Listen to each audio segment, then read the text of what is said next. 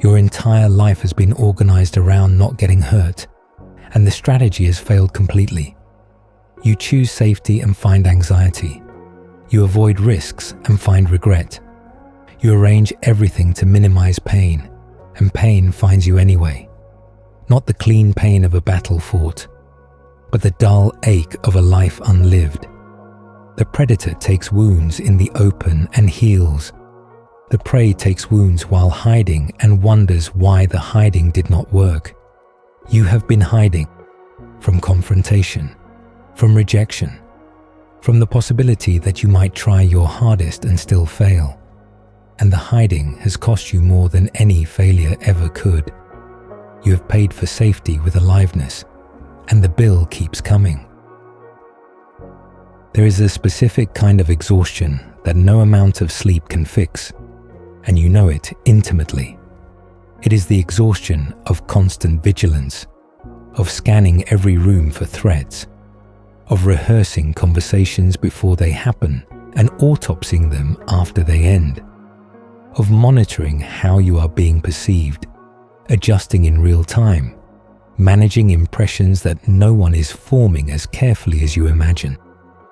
Your nervous system has been running a wartime economy during peacetime, and the deficit is showing.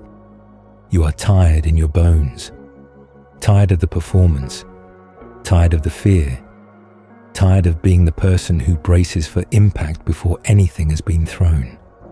Somewhere along the way, you learned that the world was dangerous and you were fragile.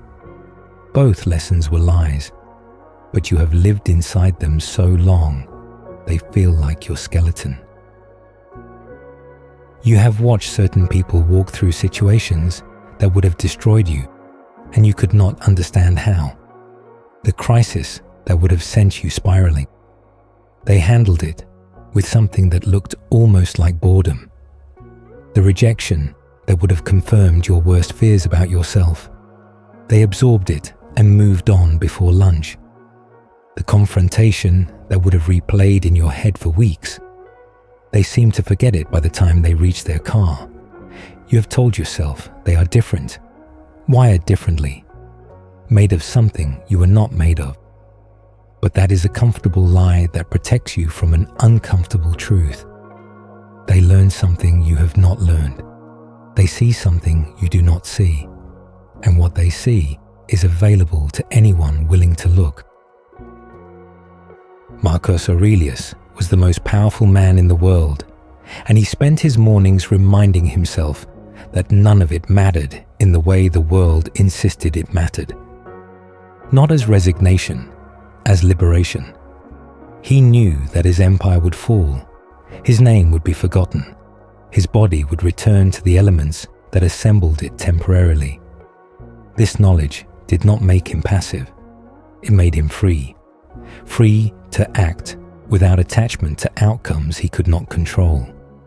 Free to engage without fear of losses that were inevitable anyway.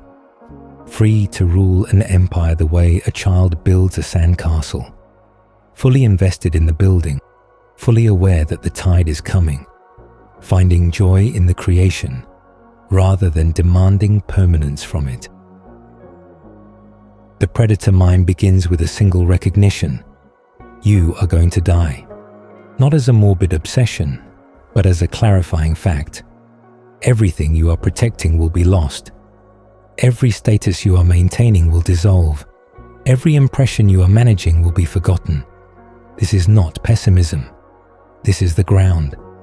And when you stand on this ground, really stand on it, not as an idea, but as a felt reality, something shifts.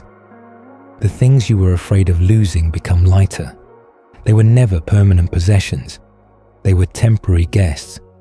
You can enjoy them without clutching them. You can risk them without terror. The predator moves freely because they have already accepted every loss that the prey spends its life trying to prevent. The second recognition is that most of your suffering is self-generated. Right now, in this moment, you are probably fine. You have air, you have shelter. Nothing is actually attacking you, but your mind is attacking you with projections of futures that will likely never arrive, with replays of pasts that cannot be changed, with interpretations of present events that say more about your wounds than about the events themselves. The predator sees this clearly. They distinguish between what is happening and what they are adding to what is happening. The pain of rejection is one thing, a moment of sting that passes.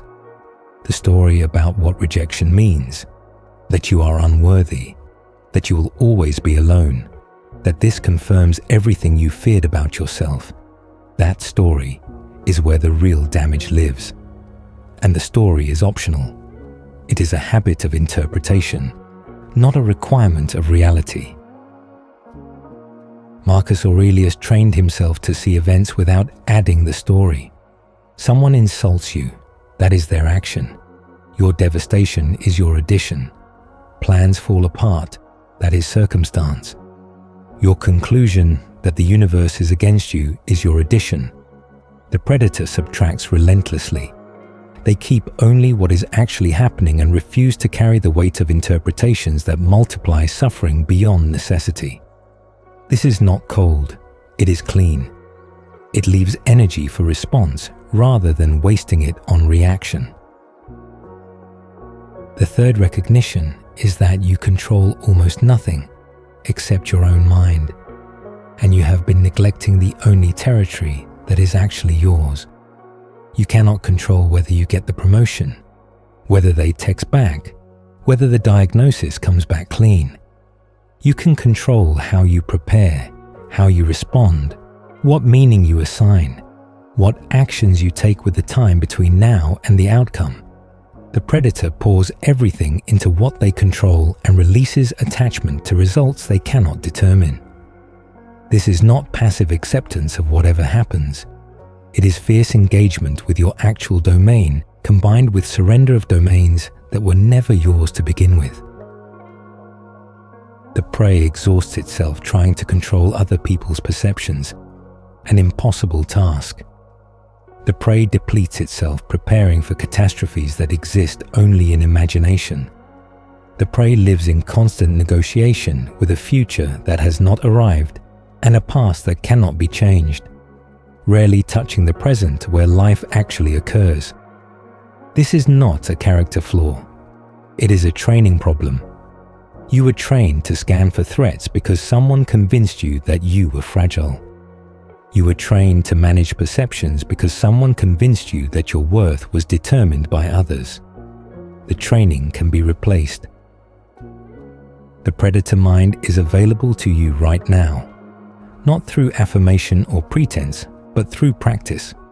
The practice of catching yourself when you spin into futures that do not exist, and returning to what is actually in front of you. The practice of noticing the story you are adding to events, and questioning whether the story is necessary. The practice of identifying what you control and what you do not, and adjusting your investment accordingly. The practice of remembering that you will die, not to become morbid, but to become proportional, to right-size the fears that have been running your life. You have been prey because you learned to be prey. The learning happened early and happened without your consent. But you are not a child anymore. You are not powerless anymore. The threats that shaped your vigilance have passed, and what remains is a nervous system still preparing for dangers that no longer exist. You can update the system. Not instantly. The grooves are deep, but daily, through practice, through the repeated choice to see clearly instead of defensively. The predator is not cruel. The predator is not aggressive. The predator is simply someone who has stopped being afraid of a world that was never as dangerous as their fear insisted. The world is not hunting you. It never was. You can put down the vigil. You can finally rest, and from rest you can finally move.